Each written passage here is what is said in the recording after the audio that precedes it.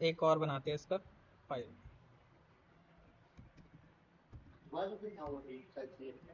नहीं दिखाता हूँ।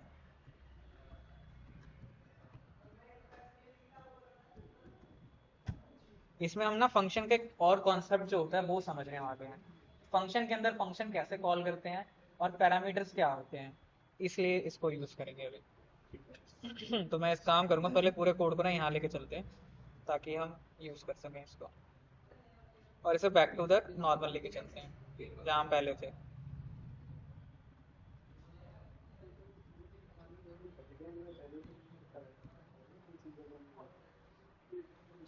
अच्छा चलो, हम बैक टू नॉर्मल आ गए। अभी तक हमें जो लास्ट वीडियो के अंदर था उसी पे आ गए हैं वापस। तो हमने ये देखा था कि भाई एक हमने चेक फंक्शन बनाया था, वो क्या कर रहा है, एज ले रहा है और सैलरी ले रहा है। एज के बिहाफ पे हमने सारा कैलकुलेशन करा। अगर एज मेरी 60 से कम रहती है तो मैं ये सारा कैलकुलेशन सैलरी का कर रहा हूँ, राइट। अब मेरे साथ चैलेंज क्या है कि अब ये अगर ग्रेटर देन 60 होता है, उस केस के अंदर मुझे एल्स में ये कोड क्या है एग्जीक्यूट करवाना पड़ेगा। तो मुझे सेम कोड क्या करना पड़ेगा, दोबारा लिखना पड़ेगा उसके अंदर, यानी इफ सैलरी 25 2.5 लाख से ज्यादा होती है कम होती है, इसकी वजह से कोड एक्चुअली बड़ा हो जाएगा। हम यहाँ पर क्या करेंगे, ये जो हमारा सैलरी से कंडीशन चल रही है कि सैलरी जब 2.5 लाख से कम है, सैलरी जब 5 लाख से 10 लाख के बीच में है, और टैक्स एग्जीक्यूशन है सैलरी जब 10 लाख से ऊपर जा रही है, इन सारे सिनेरियोज को हम एक नए फंक्शन के अंदर एग्जीक्यूट करेंगे। एक नया फंक्शन बनाएंगे जो हमारे मेन फंक्शन के अंदर चल रहा है, ठीक है।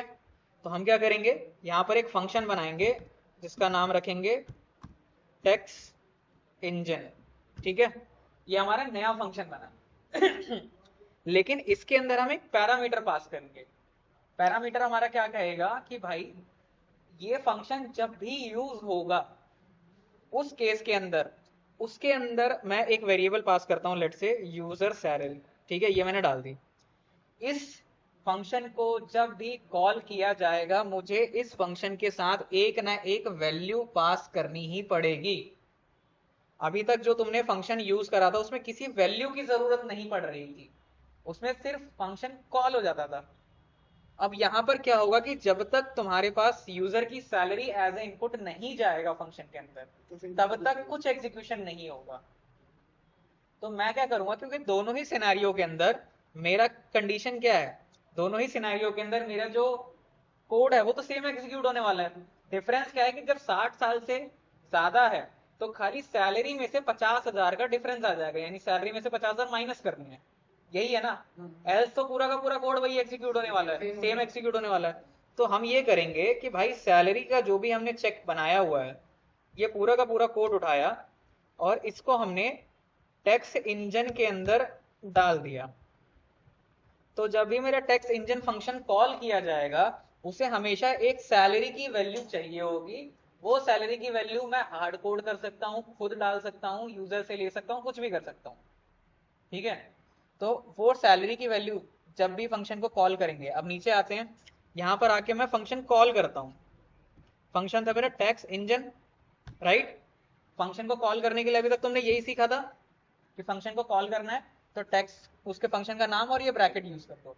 चाहे तुम ऑन क्लिक भी ऊपर चलाते हो वहां पर भी सेम चीज होती है, अलग तो कुछ नहीं हो रहा, फंक्शन का नाम और ये ब्रैकेट्स आ जाते हैं, क्लियर है। वही चीज हमने नीचे भी करी, टेक्स्ट इंजन और ब्रैकेट। लेकिन अब यहाँ पर कैच क्या है कि मुझे एक पैरामीटर पास करना पड़ेगा, यानी शुरू से ही उसको एक वैल्यू देके चलनी पड़ेगी। मेरे पास ऑप्शन है, या तो मैं इसके अंदर हार्ड कोड वैल्यू डाल दूं 6.5 लाख रुपए, तो ये फंक्शन जब भी कॉल किया जाएगा हमेशा वो वैल्यू 6.5 लाख से ही कैलकुलेट करेगा। लेकिन क्योंकि मैं यूजर से वैल्यू ले रहा हूं, तो यूजर की वैल्यू जहां स्टोर हो रही है उस वेरिएबल को इसके अंदर पास करूंगा, विच इज सैलरी वैल्यू। तो जब भी मेरा टैक्स इंजन फंक्शन चलेगा वो सैलरी वैल्यू लेके जाएगा अपने साथ और कहाँ देगा, हमारे टैक्स इंजन के अंदर यहां पास करेगा। और ये जो वैल्यू यूजर सैलरी जा रही है ये ही सारी वैल्यू कैलकुलेट करेगा अंदर जाके। यानी कि जो यूजर सैलरी है ये इन जगहों पे यूज होगी, सैलरी वैल्यू इन जगहों पर। समझ में आई बात? प्रोसेस डिवाइड करती है बस। तो हमने क्या करा, बढ़िया, अपने आप स्टोर कैसे हो गई यूजर सैलरी? क्या चीज, क्योंकि देख यहाँ पे ही समझा रहा है, इसकी भी तो हमने कंडीशन बना दी ना। कंडीशन नहीं बनी है, कंडीशन तो एक ही बनी है ना, हमने जो कंडीशन ये सारी एक ही जगह रख दी है। हमने क्या करा कि भाई देखो ये ही फायदा होता है जब तुम फंक्शन यूज करते हो। तो यहाँ पे एक पैरामीटर क्या हुआ है, यहाँ ये मत सोचो कि वेरिएबल का क्या हुआ, ये नाम ऊपर अलग है नीचे अलग है, नहीं, इसके अंदर वैल्यू कौन सी जा रही है, सैलरी वैल्यू। जब मैंने कॉल करा होगा ना तो सैलरी वैल्यू यहाँ पर जो मेरी है वो असाइन किसको हो गई है, यूजर सैलरी को असाइन हो गई है। जब मेरा फंक्शन यहाँ कॉल हुआ और फंक्शन सैलरी वैल्यू लेके गया, और जब फंक्शन एक्चुअली एग्जीक्यूट हो रहा है तो उसने क्या किया, सैलरी वैल्यू यूजर सैलरी को असाइन करी, और यही यूजर सैलरी मेरी कहाँ चली गई, जो कोड के अंदर मेरी चल रही है। चेन टाइप बन गया, पहले सैलरी वैल्यू था, सैलरी वैल्यू यूजर वैल्यू बन गई, फिर दिस इज सैलरी वैल्यू। हाँ, पॉइंट समझ में आया कुछ, बता। मेरे को आ गया अगेन मेरे पास देख ये फंक्शन तो हो गया ना मेरा काम, तो मुझे तो अब एक ही बार ना इंजन रन करना होगा। मुझे खाली यूजर से वैल्यू लेनी है कि भाई तू एक काम कर, मुझे सैलरी बता दे अपनी, और अपनी एज बता दे। एज उसने बताई कि भाई मैं तो लेस देन 60,000 हूँ, तो मैंने टैक्स इंजन के अंदर उसकी जो सैलरी दी थी एज इट इज दे दी, ठीक है। लेकिन अगर उसने बोला कि मेरी एज जो है वो ग्रेटर देन 60 है, उस केस के अंदर मैं क्या कर रहा हूँ, सैलरी वैल्यू को अपडेट कर दे रहा हूँ कि सैलरी वैल्यू जो होगी वो क्या होगी, सैलरी वैल्यू की एग्जिस्टिंग वैल्यू में से माइनस कर देंगे, इसमें से माइनस कर देंगे 50,000। क्लियर है ठीक है, और इसी को टैक्स वैल्यू के टैक्स इंजन के अंदर पास कर देंगे। समझ में आई बात। अब इससे क्या हुआ कि मेरे पास अब अपडेटेड सैलरी जो होगी वो जाएगी 50,000 माइनस हो के पहले से ही, तो मेरा काम जो हो गया आसान हो गया। तो मुझे ये कोड जो मैंने इसके अंदर लिखा है इफ एल्स वाला दोबारा नहीं लिखने पड़ेंगे। बेसिकली ये प्रोसेस कॉम्प्लेक्स कोडिंग से बचाता है सिंपल। दिस इज कॉल्ड और ऑप्टिमाइजेशन। यहाँ पर यूजर सैलरी तो करनी है, क्या चीज, यहाँ पर वेरिएबल यूजर सैलरी है ना, लेकिन अंदर तो सैलरी वैल्यू वही है, तो लेके तो वैल्यू यही जाएगा ना, मतलब अंदर जो है सिर्फ सैलरी वैल्यू चेक करेगा। हाँ अंदर सिर्फ सैलरी वैल्यू ही चेक करेगा। और अगर मान लो तुम्हारे पास कॉम्प्लिकेशन आ रही है, जस्ट इन केस इस पूरे फंक्शन के अंदर हमने क्या करा है, यूजर सैलरी वैल्यू लेके चल रहे हैं ना, और ऊपर हमने क्या दिया यूजर सैलरी, ये पैरामीटर चेंज कर लो, जो तुमने यूजर सैलरी ऊपर दे रखे वही यूजर सैलरी नीचे भी कॉल कर सकते हो। क्यों हैं, वन को सेम कर सकती है। रुक जा चेक करके देख लेता ना। जो फंक्शन के अंदर आपने कहा उसमें एज वाला इफ लगा है, क्या चीज, एज वाला इफ जो था वो आपने फंक्शन के अंदर नहीं लगा। कभी कॉलिंग वाला तो चल रहा है क्लियर हो गया। हाँ वो एज वाला एज मैंने बाहर लगा दिया, और जो salary calculate sorry tax calculation वाला था वो फंक्शन में डाल दिया। क्या हुआ बोल, मेरा एक क्वेश्चन और है, वो तो कॉलिंग को लेके कॉलिंग का कि आप जो सैलरी वैल्यू क्या हो रहा है, नहीं ये नहीं, जैसे ये टैक्स इंजन आपने बनाया ये दूसरे नाम से अनलिमिटेड उसको यूजर सैलरी से बनाया, उसको सैलरी वैल्यू कर दिया, सैलरी वैल्यू वहां से उठा। अच्छा रुक जा मैं बताता हूँ, थोड़ा सिंप्लीफाई करते हैं। वही मैं कहना ठीक है सुन, सैलरी वैल्यू उठा ली हमने, यहाँ पर यूजर से सैलरी मिल गई तेरे को, मिल गई। मैंने बनाया टैक्स इंजन, टैक्स इंजन में एक पैरामीटर पास करा। अब मैं चाहता हूँ कि पैरामीटर जो मैं पास कर रहा हूँ उसकी वैल्यू और जो मैंने यूजर से वेरिएबल लिया है वो दोनों अलग अलग हो। क्यों अलग अलग होना चाहिए, क्योंकि डायरेक्ट एग्जीक्यूशन वाली बात नहीं है। बात यह है ना कि जब तुम पैरामीटर में दे रहे हो ना, अब लेट से तूने यहाँ पैरामीटर में पास कर दिया यहाँ पर डायरेक्टली सैलरी वैल्यू, नीचे भी सैलरी वैल्यू गई है। अगेन वो फंक्शन के अंदर अगर तू देखेगा ये जो फंक्शन टैक्स का इंजन चल रहा है वो मेरे इफ एल्स में तो चल रहा है। अभी एक चीज समझो कि ये ब्लॉक ऑफ कोड जो मेरा टैक्स इंजन वाला जो है ये तब तक नहीं चलेगा जब तक मेरा यहाँ पे कॉल ना हो।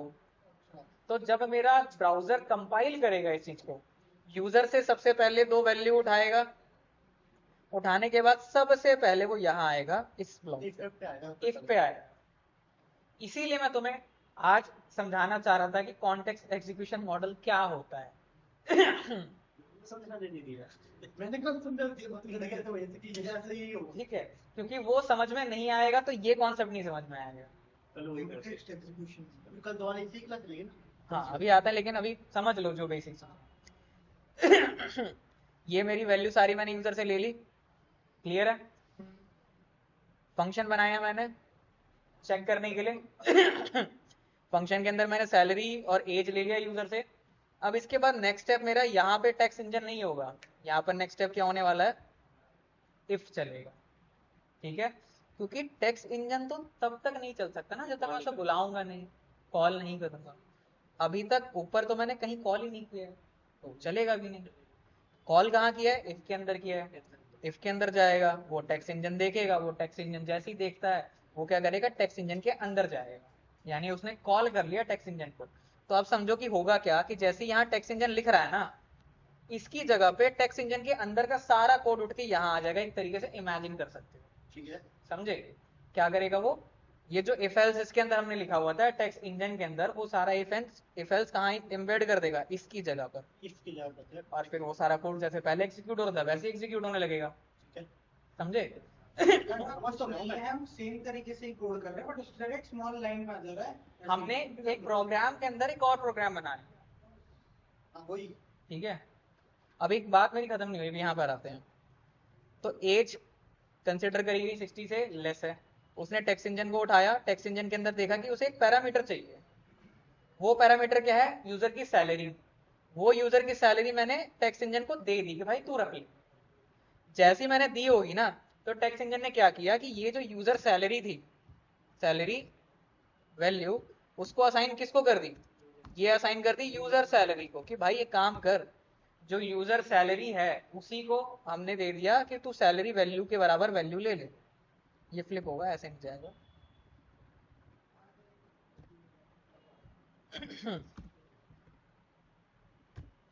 तो क्योंकि मेरे पास टेक्स्ट इंजन के अंदर वेरिएबल कौन सा कॉल हुआ था, यूजर सैलरी, तो मेरे पास जब भी नीचे कॉल करा हमने फंक्शन को, उसने सैलरी वैल्यू जो दे रखी थी उसको असाइन किस में दे दिया, यूजर के पास, और वही वैल्यू उठा के पूरे कोड में एग्जीक्यूशन हुआ है। समझ में आई बात। इसके बाद टेक्स्ट इंजन पे आते हैं। जब हमारा एल्स वाला ब्लॉक चला, यानी वो एज जो हो ग्रेटर देन 60 हो, उस केस के अंदर हमने सैलरी वैल्यू पहले अपडेट कर ली कि भाई सैलरी में से 50,000 माइनस कर दो। अब जो माइनस होके वैल्यू आई है ना, वो गई है मेरी फंक्शन के पास, समझे। समझ में आ रही है बात। ये 50,000 माइनस होके गई है, इससे मेरा कोड सिंप्लीफाई हो गया। अब इससे एक और फायदा है, एक फायदा ये है कि एज के बेसिस पे तुम्हें जितनी भी कंडीशंस बनानी है तो बना लो, तुम हर बार सिर्फ टेक्स्ट इंजन को ही कैलकुलेट करोगे, यूज करोगे, ब्लॉक ऑफ कोड नहीं लिखना पड़ेगा। अब तुम्हें रिपीटेशन ऑफ कोड खत्म हो गया ना। ये हो जाएगा ना, एक कोड में एक कोड एक बना देंगे टेक्स्ट इंजन। मान ले अगर इसके बाद उसने बोला कि भाई एज तो 60 से ठीक है, उसने बोला 60 से लेकर 70 के बीच में 30,000 माइनस कर दो, और 70 से 80 के बीच में 50,000 माइनस कर दो, तो तुमने क्या करा कि भाई यहाँ पर एक एलसिफ चला लिया, ये कर दी, उसके अंदर फिर से सैलरी हाँ। क्रिएट कर दी। एलसिफ चलाते हैं एक और इस एलसिफ में मैंने बोल दिया कि भाई एज जो होगी, एज वैल्यू अगर ग्रेटर देन 60 है एंड एज वैल्यू जो है वो लेस देन 70 है, उस केस के अंदर भाई सैलरी में से खाली 20,000 माइनस करो, ठीक है। Salary value equals to salary value minus 20,000, tax engine को कॉल कर देंगे, ठीक है। और फिर अब टैक्स इंजन को कॉल कर देंगे, टैक्स इंजन को कॉल करेंगे तो लेटेस्ट वैल्यू चल जाएगा और कैलकुलेट आता है। अब इससे क्या हुआ, क्या मेरे को दोबारा से कोड लिखने की जरूरत पड़ी, नहीं नहीं ना। तो मेरा कोड सिंप्लीफाई हो गया। तो इस वजह से जब भी तुम्हें इतना ब्लॉक ऑफ कोड लिखना होता है उसे फंक्शन में ब्रेक करना सीखो। ये एक क्वेश्चन आ गया, ये हो गया। हाँ ये हो गया। लोन वाला बता दो कैसे करना, फिर अप्लाई करके देखो उसी। पहले इसको खत्म करो, पहले यहाँ दिमाग लगा लो। लोन वाला मैं तेरी बात समझ गया, लेकिन पहले एक तो खत्म कर ले। अभी तो यहाँ पे अभी फंक्शन वाला ही क्लियर नहीं होगा, घर जाके साथ पकड़ के बैठ जाएगा क्या हुआ था, ठीक है। ये दोनों समझा देंगे क्या हुआ, आगे ना बात समझ में क्लियर है। तो फंक्शन का कॉन्सेप्ट ही होता है। डाउट भी बना क्या फिर मैंने खुद ही में डाउट पता, डाउट तो पता, क्या पता इनके भी हो। वो ठीक हो गया ना। अरे इनके भी तो हो सकते हैं, सेम डाउट हो सकते हैं, बता क्या दो। है कि अगर जैसे एजेस है, मान लो जैसे अभी टेक्स्ट इंजन बनाया, मान लेते हैं कि कोई केस है जिसके अंदर अलग अलग टेक्स्ट कैलकुलेशन है, उसके लिए अलग अलग टेक्स्ट इंजन बनाते हैं, तो फिर मेरे मन में आया था टेक्स्ट इंजन का नाम बदल देंगे ना, तो अलग अलग चीज हो जाएगी। Obviously। अब बस बात खत्म, छोटी चीज इसलिए मैं भूल ही नहीं रहा था। यही करना पड़ेगा। ये बात तो इतनी आप ठीक है भाई। अब मजा आ गया सर, ये जो भी था बहुत बढ़िया था। फंक्शन भी जितने मर्जी बना सकते हैं ना, मतलब फंक्शन के अंदर अब थोड़ा ठीक है, कम से कम वो इफ करके छोड़ देने से तो अच्छी लग रहा है। ठीक है। समझ में आ रही है बात? तो भाई तो इसमें क्या क्या हो गया?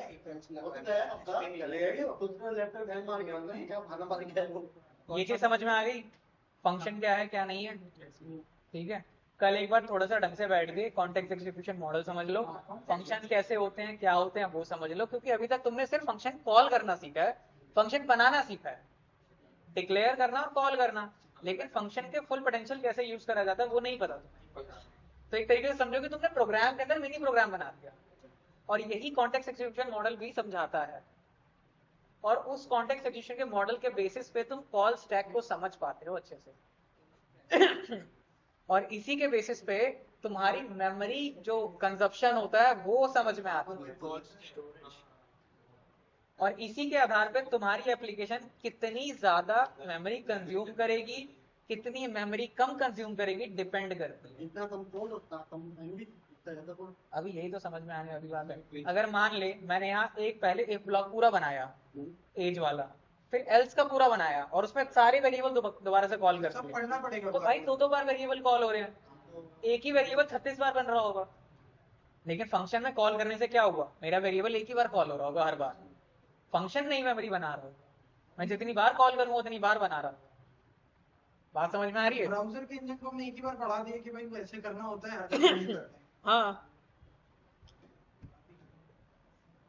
अब मान ले 60,000 फिर से ले लेते, 60 लाख, 60 लाख कितना था, 6 ये 60,000 हुआ ना भाई, 65 देते हैं, कैलकुलेट हो गया, सही वैल्यू आ रही है।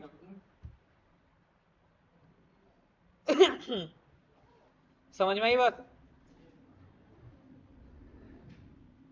ये कोड भाई तुम अपना भेज लो जिसको भी भेजना है, रुको मैं भेज देता हूं।